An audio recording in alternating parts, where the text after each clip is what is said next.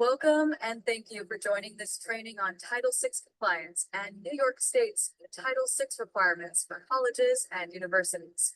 My name is Bernard Dufresne, and I serve as Assistant Vice President for Civil Rights Compliance and Title VI Coordinator at Pace University.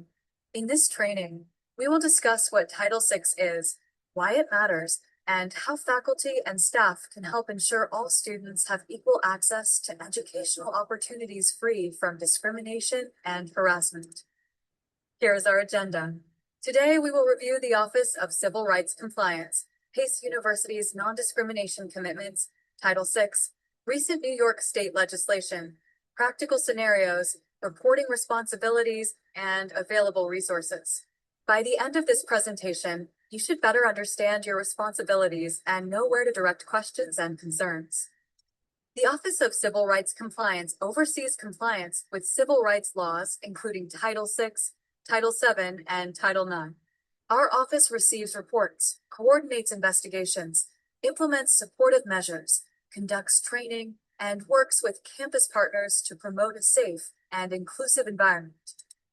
Pace University is strongly committed to maintaining a working and learning environment that is free from unlawful discrimination, harassment, or retaliation, and fostering a nurturing and vibrant community founded upon the fundamental dignity and worth of all of its members. Pace University does not unlawfully discriminate on the basis of race, color, creed, national origin, ethnicity, ancestry, religion, age, height/weight, caregiver status, sex, including gender identity, sex characteristics, sex stereotypes, sexual orientation, and past/present/potential pregnancy, childbirth, and related conditions, marital status, partnership status, disability, genetic information, alienage, citizenship, military or veteran status, status as a survivor of domestic violence/stalking/sex offenses, or any other legally prohibited basis in accordance with federal, state, and local laws in any education program or activity that it operates, including in admission and employment. Our goal is to ensure equal access and equal opportunity for all members of the university community. Let's start with Title VI. Title VI of the Civil Rights Act of 1964 prohibits discrimination based on race, color, or national origin in programs receiving federal financial assistance. Congress enacted this law to ensure federal funds were not used to support discriminatory practices and to strengthen civil rights protections nationwide. Public and almost all private colleges and universities must comply with Title VI because they receive federal financial assistance. Since the law was passed, federal agencies have clarified the scope of Title VI. The Department of Education has interpreted national origin discrimination to include discrimination based on shared ancestry or ethnic characteristics in certain circumstances. Understanding this evolution is important when evaluating reports and concerns.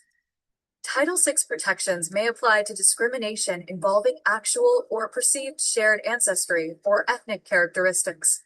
This includes conduct that is based on perceived or actual race, color, national origin, shared ancestry or ethnic characteristics, or citizenship or residency in a country with a dominant religion or distinct religious identity. It also includes racial, ethnic, or ancestral slurs or stereotypes, accents, foreign names, or names commonly associated with a particular shared ancestry or foreign language. Religion is not directly covered under Title VI, but some incidents involving religion may also implicate ancestry or national origin concerns. Each report requires careful review of the facts. Title VI applies across virtually every aspect of the educational experience, including admissions, academics, financial aid, disciplinary processes, housing, athletics, and student life. Equal access must be maintained across all institutional programs and activities. Discrimination can take many forms. Examples include denying opportunities, treating individuals differently, applying policies inconsistently, retaliating against reporters, or creating barriers that limit participation in educational programs based on a protected characteristic. Harassment can include slurs, stereotypes, threats, written conduct, or physical conduct directed at an individual because of race, color, or national origin. Institutions must evaluate whether conduct is severe or pervasive enough to create a hostile environment and must respond promptly when concerns arise. A hostile environment is unwelcome conduct based on race, color, or national origin that, based on the totality of circumstances, is subjectively and objectively offensive and is so severe or pervasive that it limits or denies a person's ability to participate in or benefit from a school's education program or activity. It does not need to be directed at a single person. As just mentioned, whether harassing conduct creates a hostile environment must be determined from the totality of the circumstances. Relevant factors for consideration may include, but are not limited to, the context, nature, scope, frequency, duration, and location of the harassment based on race, color, or national origin, as well as the identity, number, age, and relationships of the persons involved. If a hostile environment based on shared ancestry existed, and the school knows or should know of the hostile environment, the university must take prompt and effective steps reasonably calculated to end the harassment. Eliminate any hostile environment and its effects. And prevent harassment from recurring. Harassment can occur in classrooms, residence halls, offices, athletic facilities, online spaces, and social media. The location does not necessarily determine whether the university has obligations to respond. Colleges and universities must establish reporting channels, provide supportive measures, conduct investigations when appropriate, and take action reasonably calculated to address discrimination and prevent recurrence. In 2025, New York established a groundbreaking requirement by mandating that all colleges and universities designate a Title VI coordinator. This creates greater accountability and consistency in institutional responses. The legislation responds to concerns about fragmented reporting systems, inconsistent record keeping, and limited awareness of Title VI obligations. A centralized model helps institutions identify patterns and respond more effectively. Many people will recognize similarities to the development of Title IX programs. Just like the Title IC model, the Title VI coordinator model emphasizes accountability, centralized oversight, policy implementation, and institutional leadership. Potential responses to Title VI concerns may include education, training, policy revisions, supportive measures, disciplinary action when warranted, and efforts to restore equal access to educational opportunities. Under the new law, institutions must designate a coordinator, provide annual notifications, conduct annual training, and maintain centralized records. These core obligations support transparency and compliance. The next slides contain scenario-based examples. As you review each example, think about potential Title VI concerns, the possibility of a hostile environment, and what actions the university should take. Please note that every case is assessed on an individual basis. While certain examples or scenarios may appear similar, even minor differences in context, behavior, or impact can lead to different outcomes. In the first scenario, a professor touches a Black student's hair on multiple occasions and makes comments about it, including asking if it is real or fake and if the student straightens it. Other students subsequently touch the student's hair and make similar comments. The student expresses concern to an administrator and informs them that these actions make it difficult for the student to focus in class. The school tells the student that the professor and students were only complimenting their hair, and the school does not take any further action. Consider the repeated touching of a student's hair and comments related to racial stereotypes. Ask whether the behavior affected the student's educational experience and whether the university responded appropriately. The second scenario involves a professor barring Jewish students from a seminar on the Middle East in the belief that they have ties to Israel that will polarize class discussion.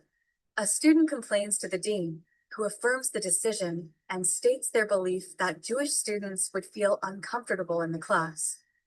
This scenario raises questions about excluding students from educational opportunities based on assumptions associated with identity or ancestry. Consider access, equity, and institutional response.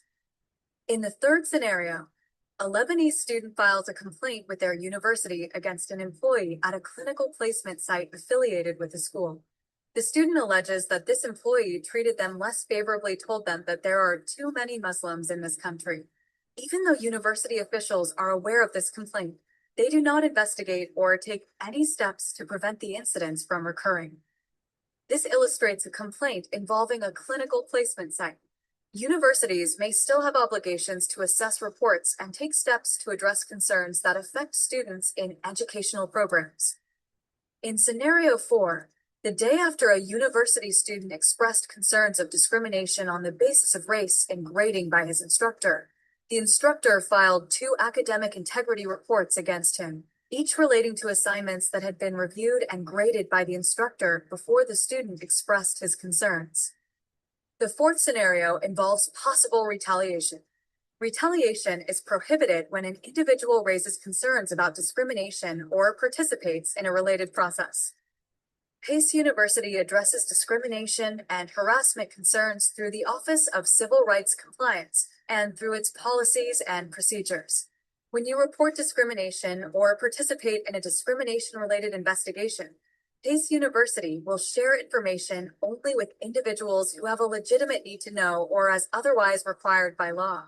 The university also prohibits retaliation against anyone who reports concerns or participates in an investigation.